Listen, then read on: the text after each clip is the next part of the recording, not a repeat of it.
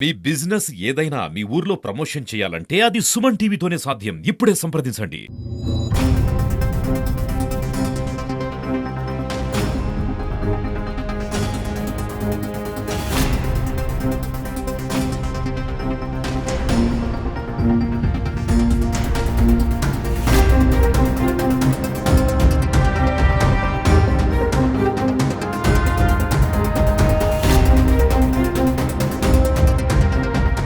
జై వాసవమ్మ, జై జై వాసవమ్మ.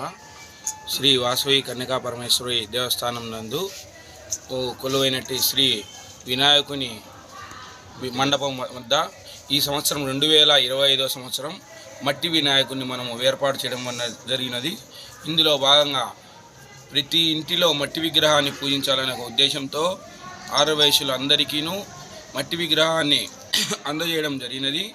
ఇందులో భాగంగా 27/8/2025 అనగా బుధవారం రోజు వినాయక చవితి పండుగ ప్రారంభం అయినది. ప్రారంభం మొదటి రోజు పండుగ అత్యంత వైభవంగా భక్తులతో స్వామివారి కృపను పాత్రులైనారు. అదేవిధంగా 28/8/2025 తేదీ అనగా రెండో రోజు స్వామివారికి దీపోత్సవం చేయడం జరిగింది. ఇందులో భాగంగా శ్రీ పూర్వమిల్ల అభయాంజనేయ స్వామి దగ్గర నుండి ఆర్యవైశ్య మహిళా మండలి ఆధ్వర్యంలో శ్రీ మహిళలందరూ అక్కడి నుంచి దీపాలతో శ్రీ వాసవి కన్యకా పరమేశ్వరి మండపం వద్ద ఉన్నటువంటి వినాయకుని మండపం వద్దకు తీసుకొని రావడం జరిగింది.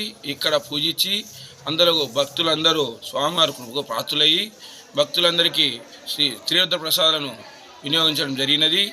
అనంతరం భక్తులు స్వామివారిని దర్శించుకొని కృపకు ప్రాప్తులైనారు. అలాగే 29/8/2025 అనగా మూడో రోజు ఈరోజు సాయంత్రం స్వామివారి తోటోత్సవం గలదు.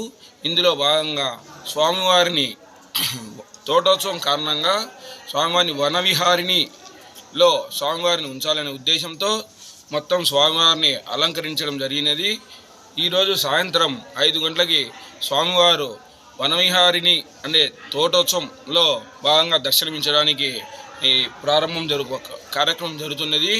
ఇందులో భాగంగా ఆర్యవైశ్య యువజన సంఘం అందరూ మరియు ఆర్యవైశ్య సంఘం వారు మరియు ఆర్యవైశ్య మహిళా మండలి వారు ఆర్యవైశ్య సంఘం వారు అందరూ కలిసి ఈ ఏర్పాటు చేయడం జరిగినది. ఇందులో భాగంగా భక్తులు ప్రతి ఒక్కరూ స్వామివారిని దర్శించి స్వామివారి కృపకు పాత్రులు కావాలని కోరుచున్నాను. ఇట్లు ఆర్యవైశ్య యువజన సంఘం.